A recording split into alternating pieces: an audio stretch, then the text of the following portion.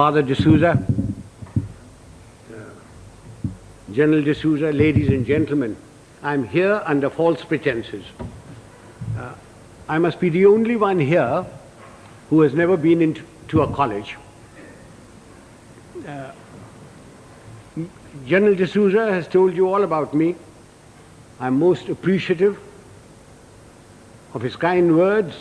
My only regret is that my wife wasn't here to hear them. She would have treated me with greater respect. And when I say I'm uneducated, I really mean it. I must be the only member of my family who isn't a graduate. I managed to do my inter-science. I got a 3rd division, mushkil se. Anyway, it's nice being in this hall with all the academics and all the educated people. And I take this opportunity of inaugurating your Silver Jubilee series on leadership. I don't know what one does for inauguration, but may I say that I have inaugurated the thing.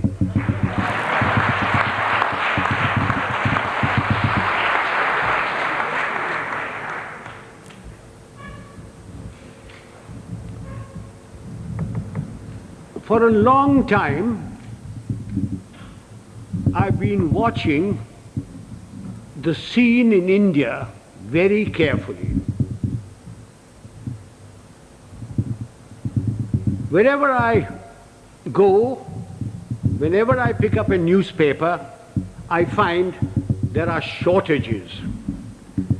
There's a shortage of fuel, there's a shortage of food, there is a shortage of foreign exchange, there is a shortage of housing, shortage of schools, colleges, everywhere. And everybody talks about these shortages. But the one shortage which is responsible for all these shortages is generally glossed over, which is the shortage of leadership.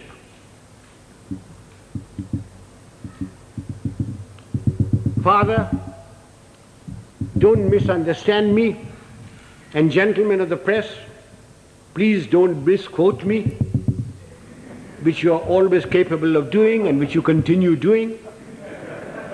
When I talk of shortage of leadership, I do not mean just political leadership. I mean leadership in every walk of life.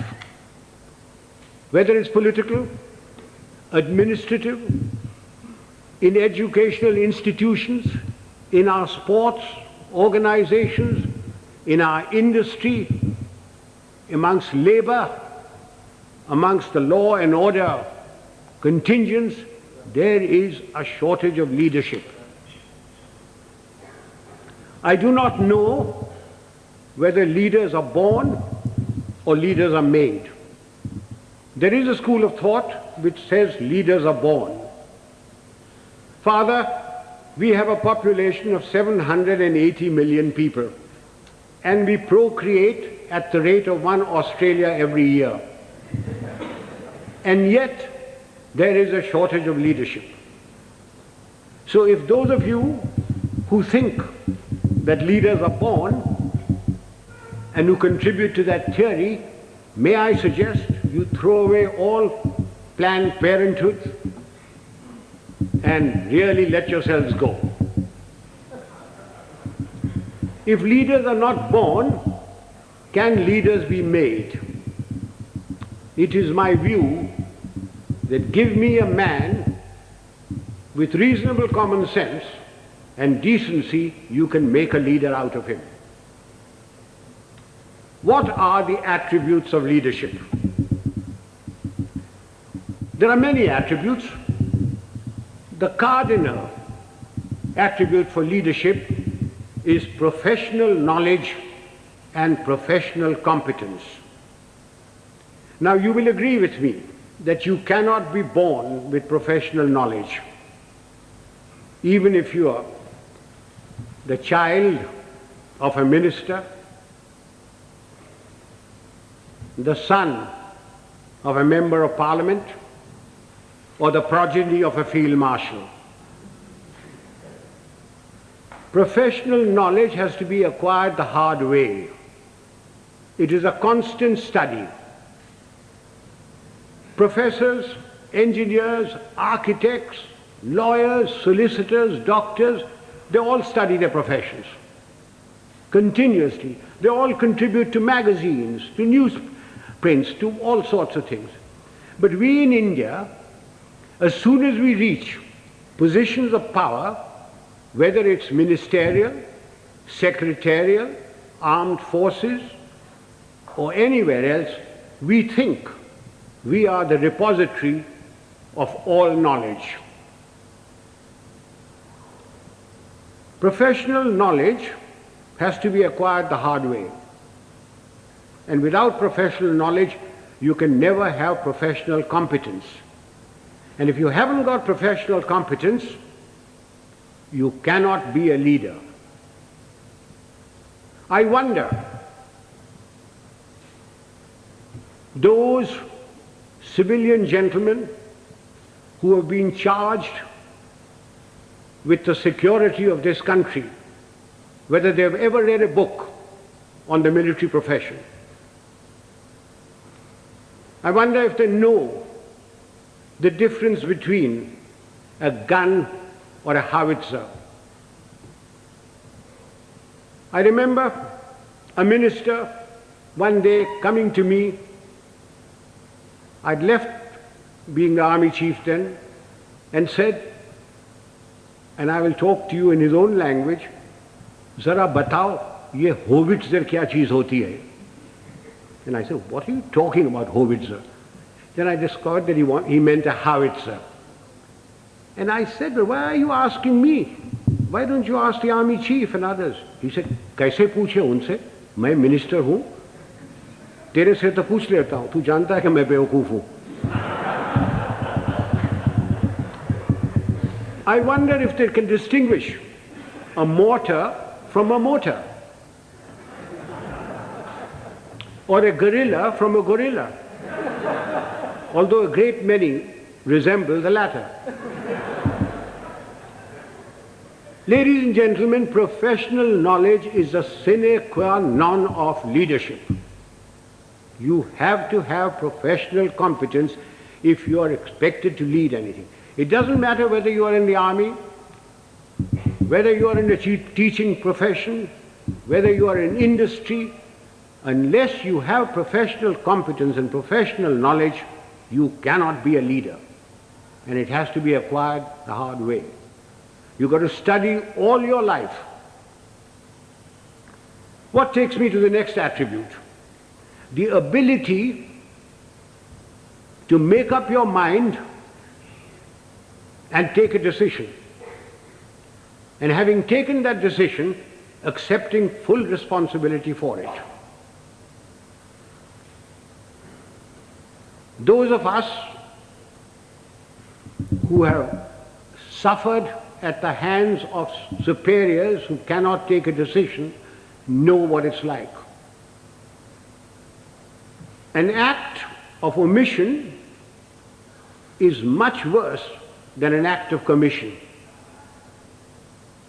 An act of commission can be put right, even if the decision is wrong, by colleagues, by subordinates, by somebody. But an act of omission cannot be put right.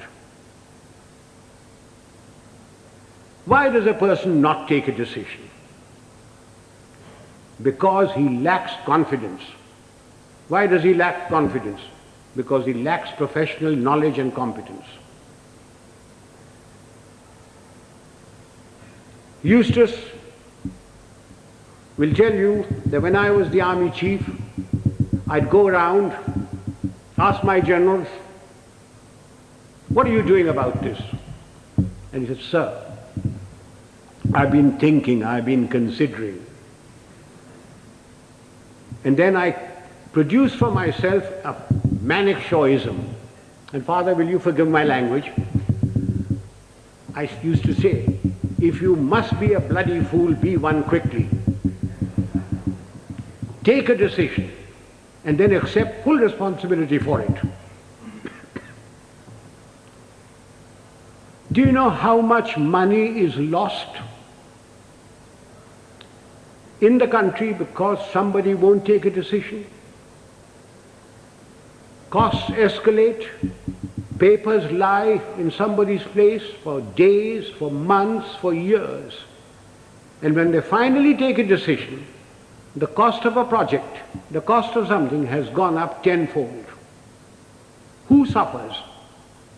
We, the people of India, suffer. So that's the second requisite for leadership. The ability to make up one's mind, take a decision, and then stand by it. Don't pass the buck on to your subordinate. It's your decision. What comes next? Absolute justice and impartiality.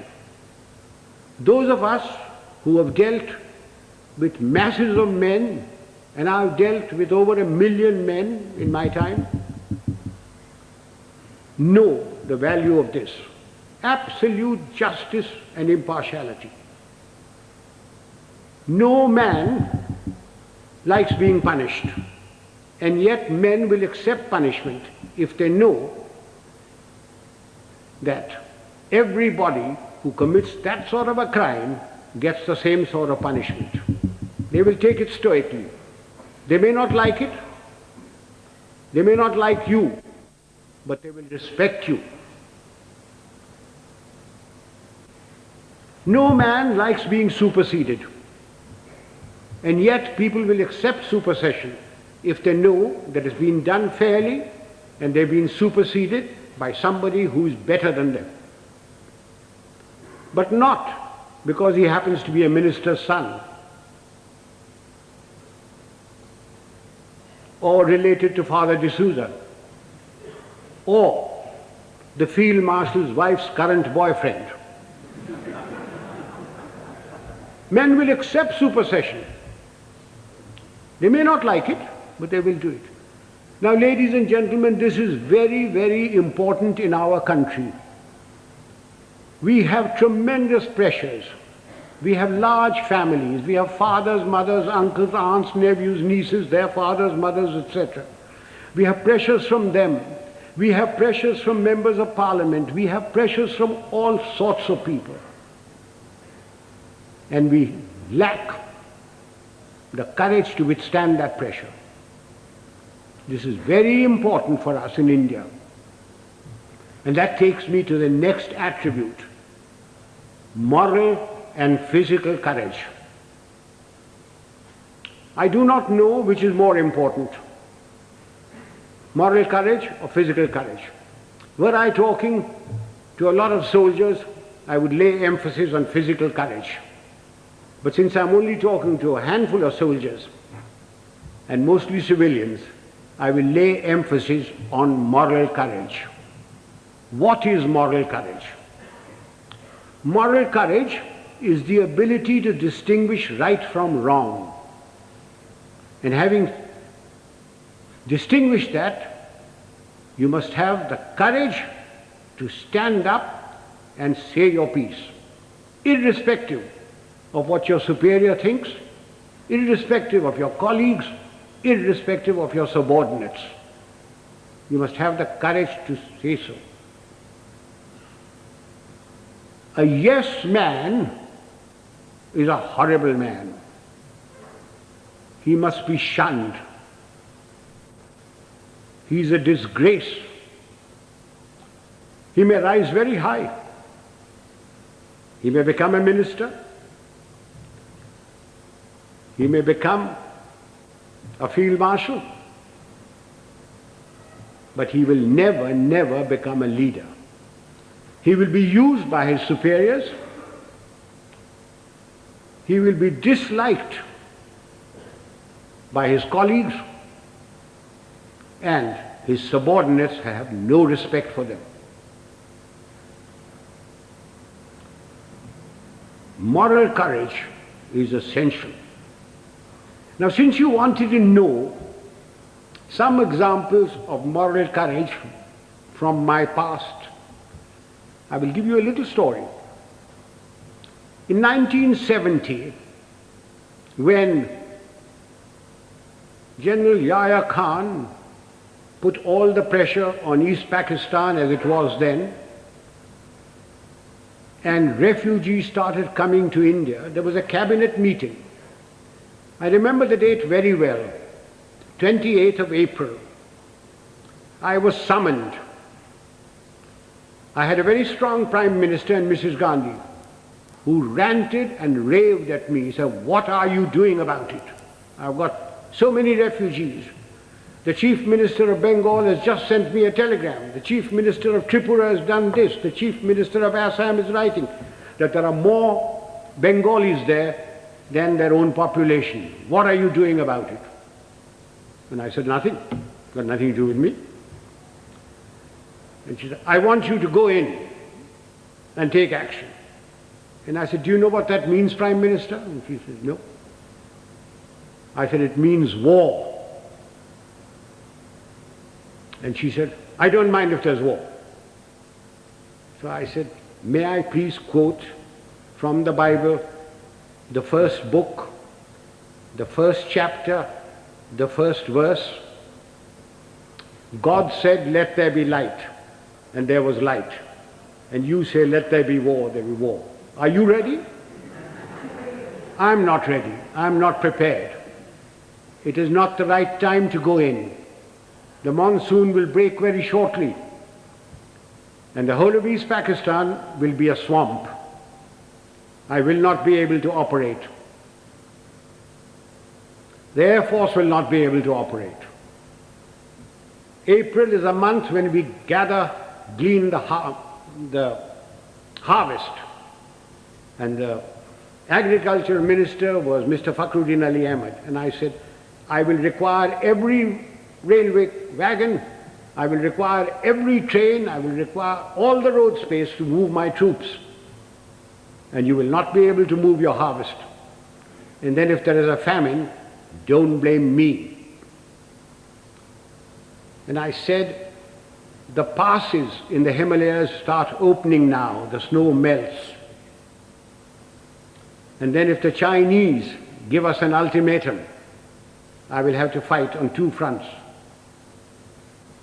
And then the External Affairs Minister, a Khalsa, Sardar Swaran Singh, said, "Do you think China will give ultimatum?" And I said, "You are the foreign minister, you tell me." And then my own minister, Jagjeevan Ram, who couldn't call me Sam, he used to call me Sham.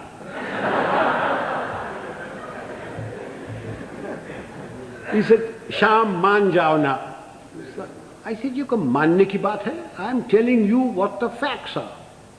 And I said, "If you want me to do this, Prime Minister, I guarantee you 100% defeat. Now, Prime Minister, give me your orders." And there was dead silence. And she turned round and said, "The cabinet will meet at 4 o'clock. This happened at 10:30 in the morning.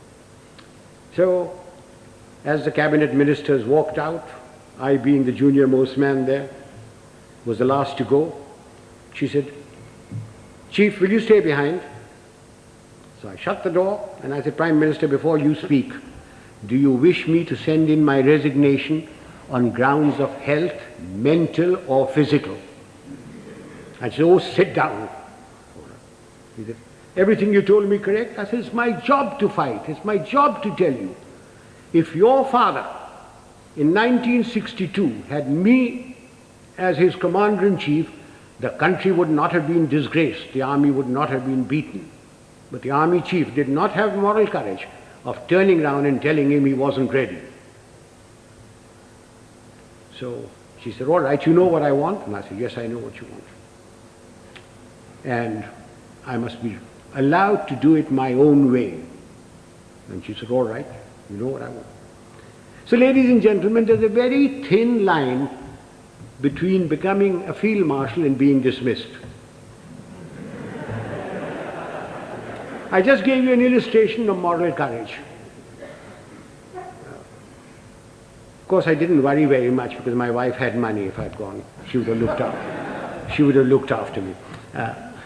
So much for moral courage. Now I come to physical courage.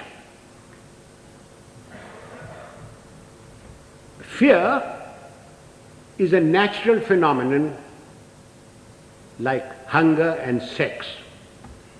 Anyone who says he is not frightened is a liar, except perhaps the Gorkha. Everyone is frightened. It is one thing to be frightened and quite another to show fear. It's when your knees are knocking and your teeth are chattering and you're about to make your own geography. That's when the real leader comes out.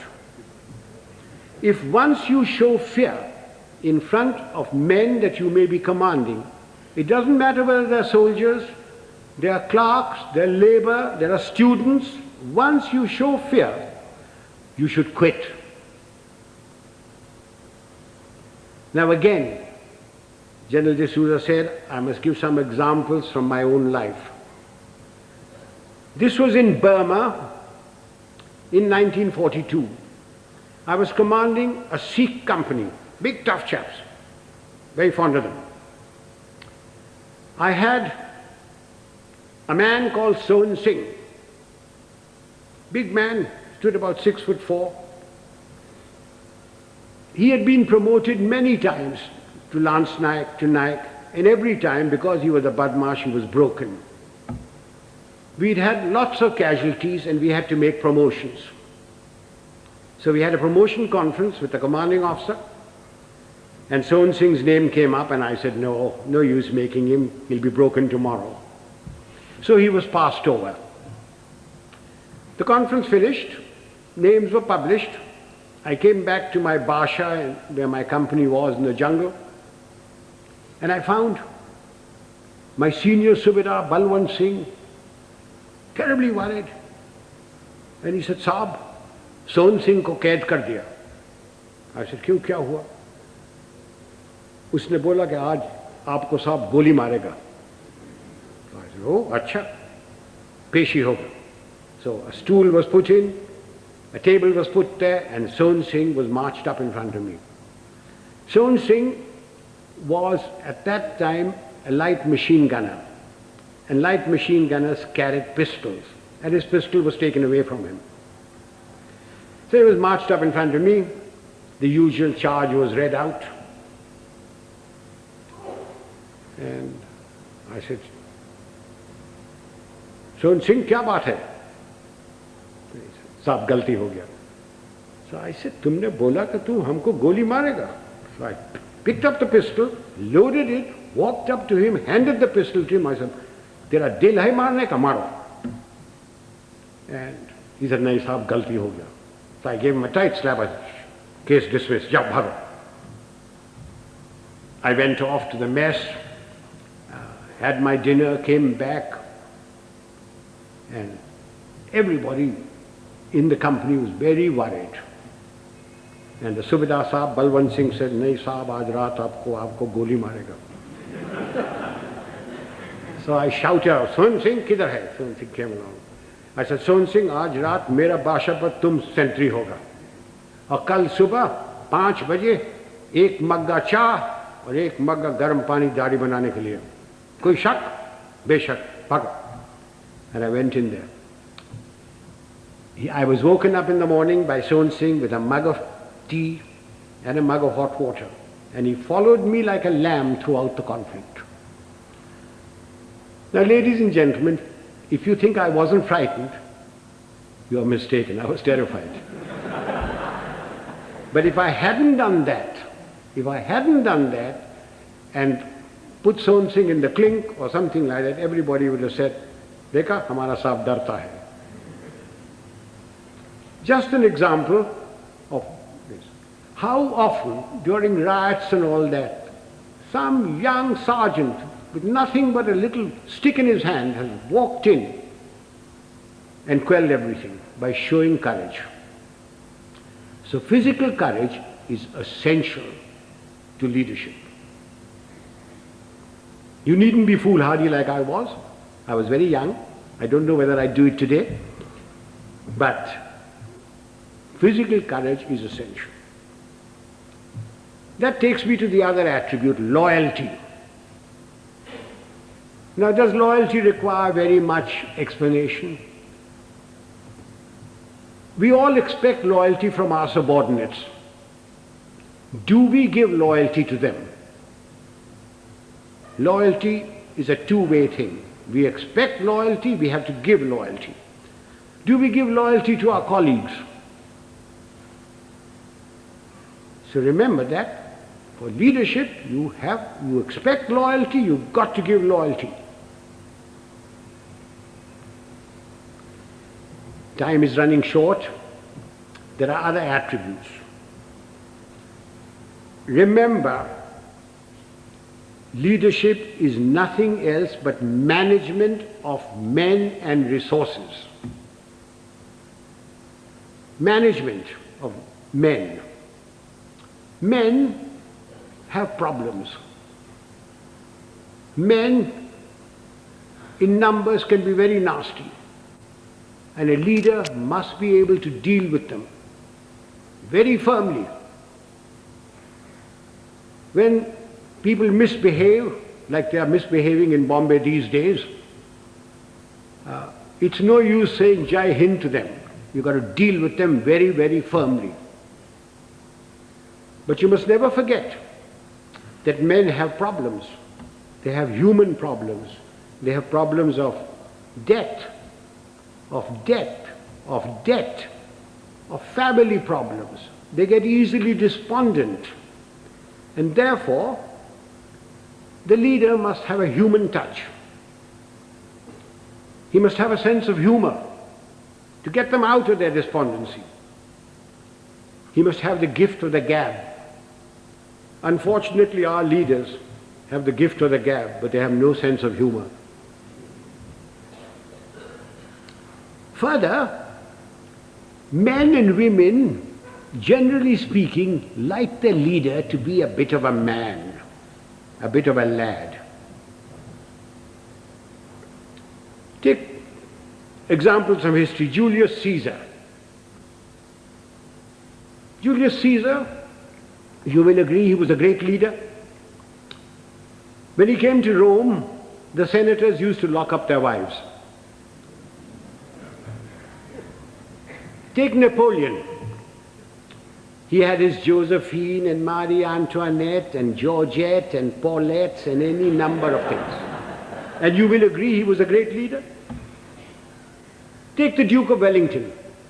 The night before the Battle of Waterloo, in his chambers there were more women of luscious proportions than staff officers.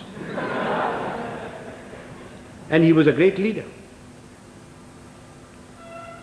Do you know, sir, a thought has just struck me. All these three people that I've talked about had one thing in common. They all had long noses.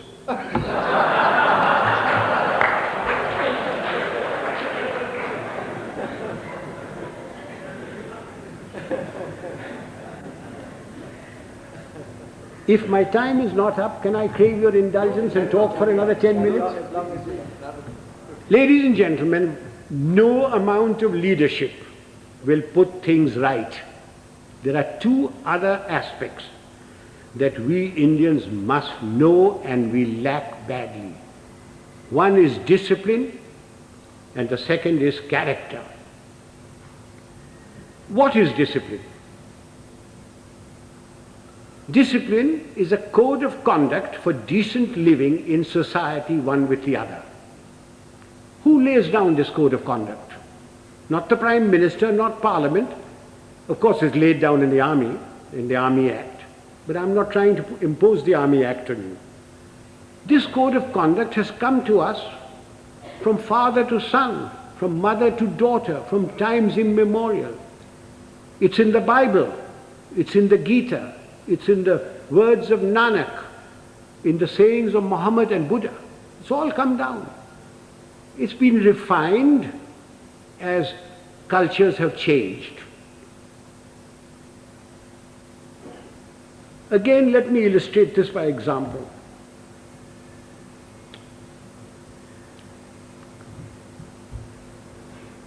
Non-punctuality is an act of ill discipline which is injurious to the state, injurious to its people. Some time ago, sir, I was invited to an university, as also my wife, unlike today.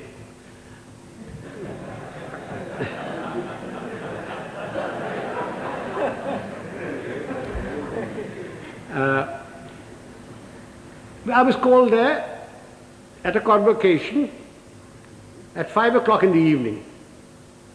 And having been in the army for 50 years, telling the driver, go slow, go fast, arrived there at 5 o'clock in the evening.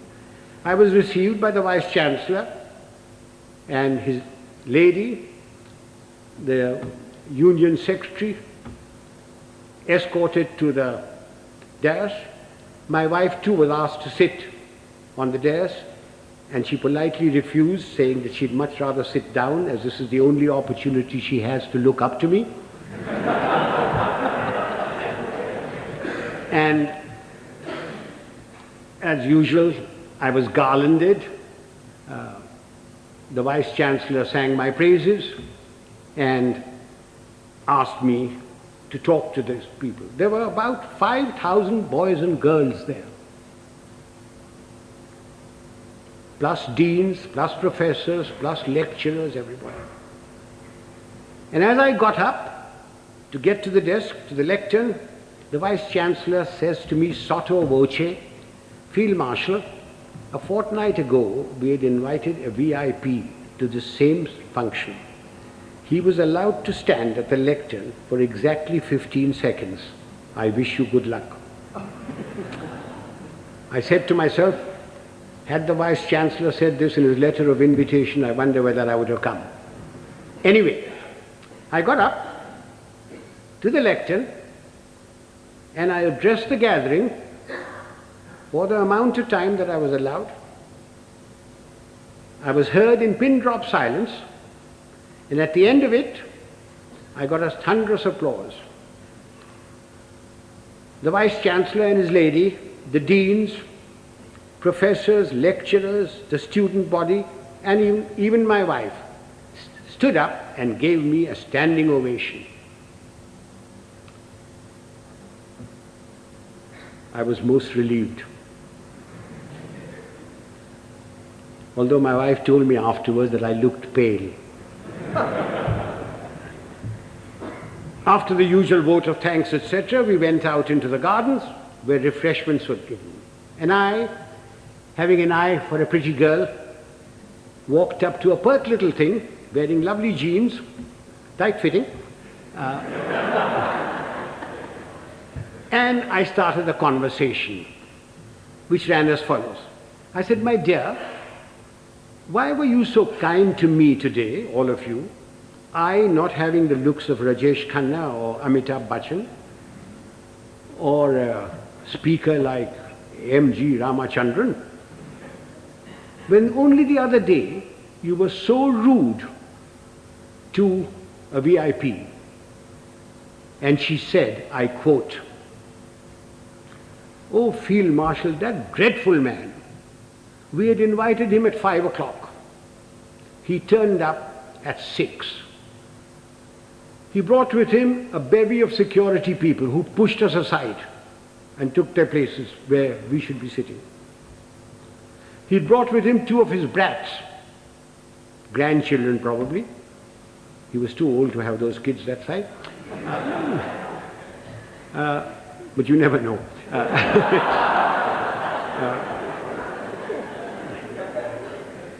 He was received by the Vice Chancellor and lady. He was the Union President garlanded him, and he demanded garlands for his 2 brats. The Union President, being very flexible, diverted the garlands for the Vice Chancellor and his lady to these brats. And then the Vice-Chancellor sang his praises, saying how fortunate we were that he had come here, that he has done so much for the country. And all the while, this man sat there. He had come unwashed, unshaven, wearing a dhoti, exposing 4/5 of his legs, scratching away.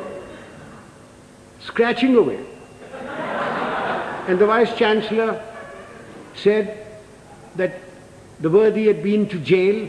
When he said that, the girl said, I almost shouted he should be there now. Then the Vice-Chancellor asked him to go to the lectern and to talk to us. So he picked up the lemonade or limca or whatever was there, which belonged to his female offspring, and took a sip, which started a howl. When that subsided, the worthy came to the lectern and said, friends and well-wishers, I have not had time to prepare my speech, but my secretary has written something for me, and he produced a whole heap of paper. He said, without any premeditation, without any thought, we made his stay very short. I unquote. Sir, I thank my lucky stars that 50 years in the army had made me come on time, that I'd been brought up to shave in the morning and shave in the evening if there was a function, that I had a lounge suit on, and although I have very nice legs, I didn't expose them, that I didn't suffer from itch or eczema to indulge in the scratching of the unmentionable.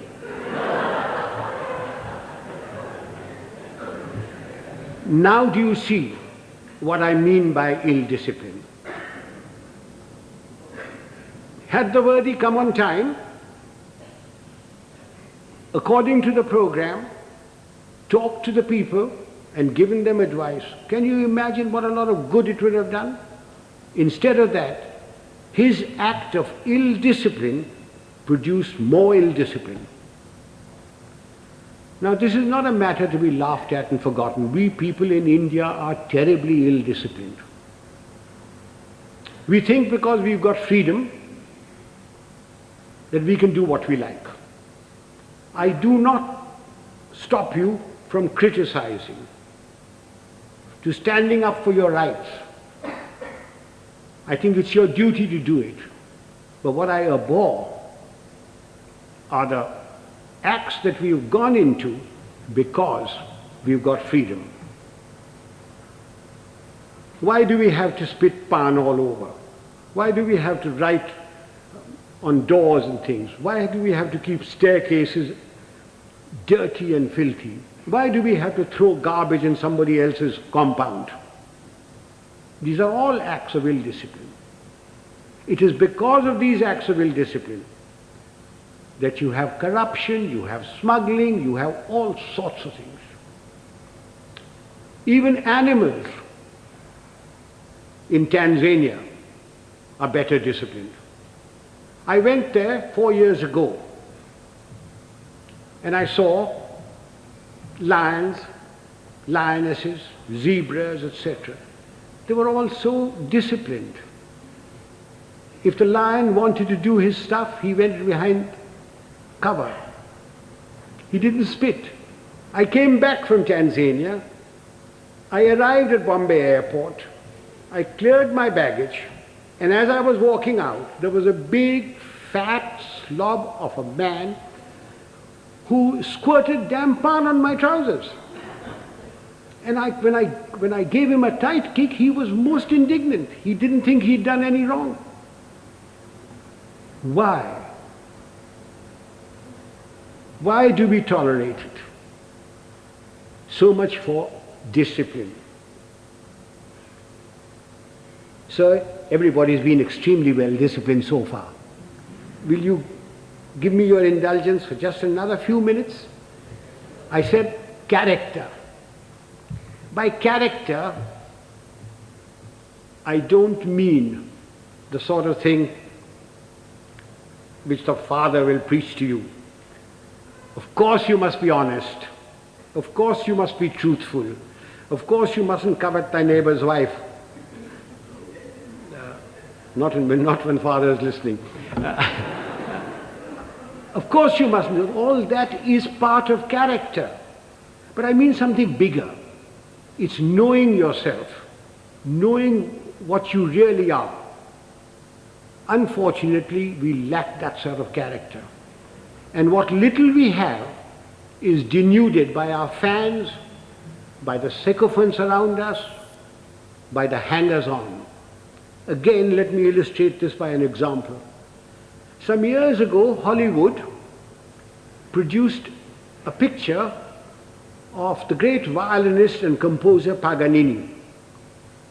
And they got a very handsome actor, tall, good actor, who had some knowledge of the violin, to take the part of Paganini. And he was drilled to perfection, so that when that little cadenza was played and screened, the critics raved over it, raved at the movement of his fingers and of his bow. And this man's fans, sycophants, hangers-on, went on telling him that he was greater than Menuhin, greater than Heifetz, greater than Chrysler. And the man started believing it. And it took 8 months in a psychiatric home to rid him of this delusion. Do you know, sir, after the 1971 conflict,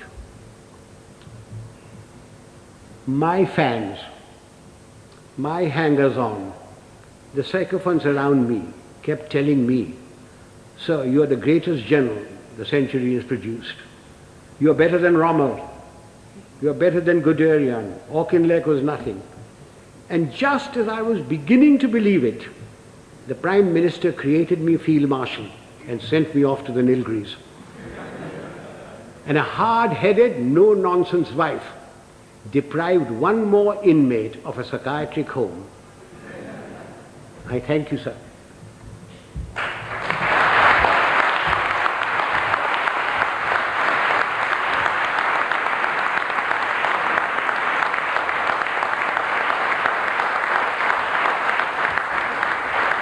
Ladies and gentlemen, I'm at your mercy. You can ask me any question you like, personal, pertinent, or impertinent. I'm getting deaf, so you'll have to come nearer me.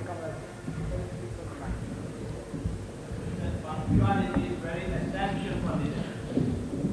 This engagement was announced at 6:30. You're quite right, sir.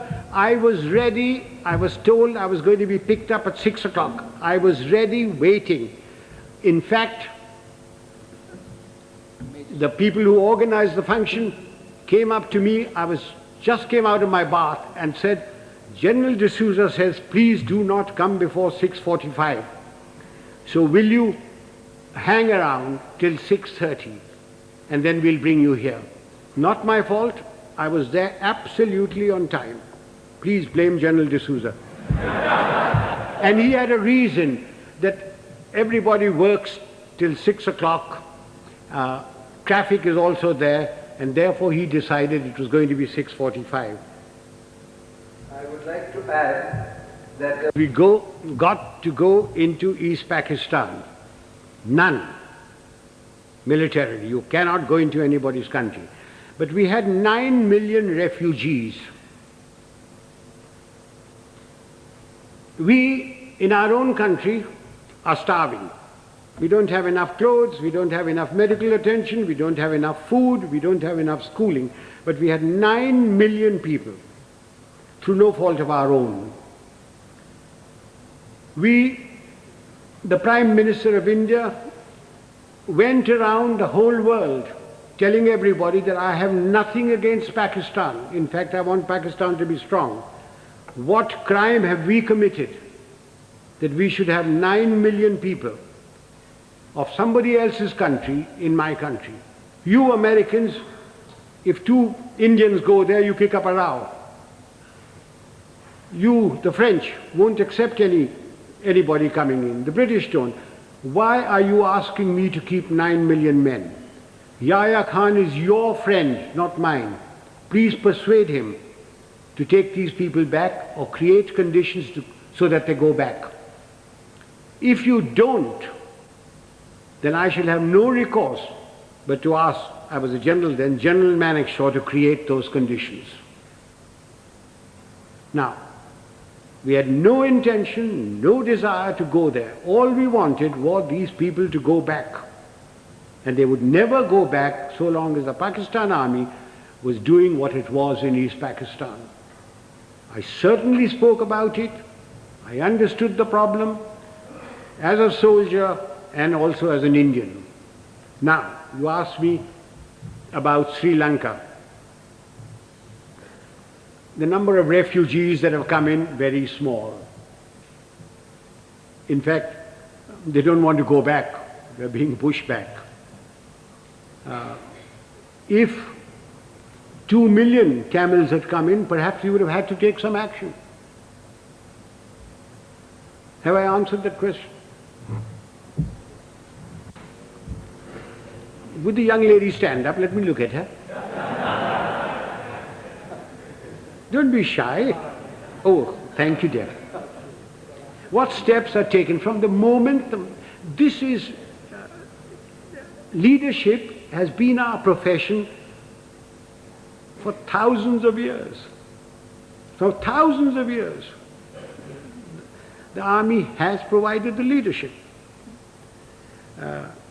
From the moment the man joins, he comes into an environment of discipline and somebody who is his leader there, and he learns. We don't have courses for leadership. It is by example. If the general officer commanding in chief comes unshaven, you don't expect the others to be shaven, to shave. But because he is shaven, properly washed, properly clothed, everybody else is. If the general officer or the colonel takes bribes, then you don't expect his people not to take bribes. But he doesn't take bribes. Now you ask me, why doesn't he take bribes? Everybody else in India does. And the answer is very simple.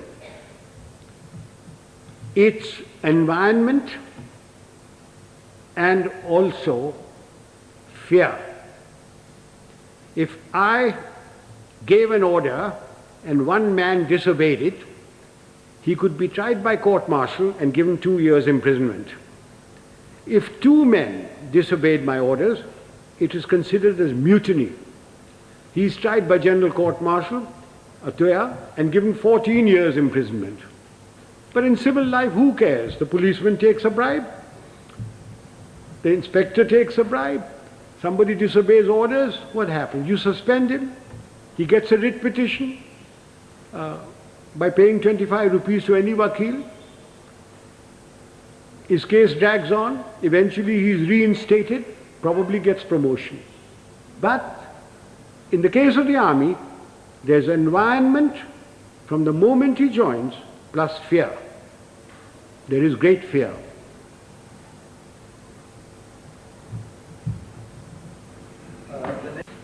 We Indians are alleged or supposed to be very religious people. If you read your own religious book, whether it be the Bible or the Gita or the Granth Sahib or the Quran, you automatically have discipline, self-discipline. From your childhood, if your parents are doing their duty, you get discipline into you. If you have any pride in yourself, you have discipline in you. So, talking of self-discipline, there it is. The Roman Catholic Church has done a great deal, for bringing discipline into the world. It has erred at times, but it has done a great deal for bringing self-discipline. One of the things is the confession. That has brought a great deal of self-discipline in people. You can confess to yourself. When you go to bed at night, when you say your prayers, confess to yourself what wrong you have done. Otherwise, I can't give you any answer for self-discipline. Yes, sir. As Yes.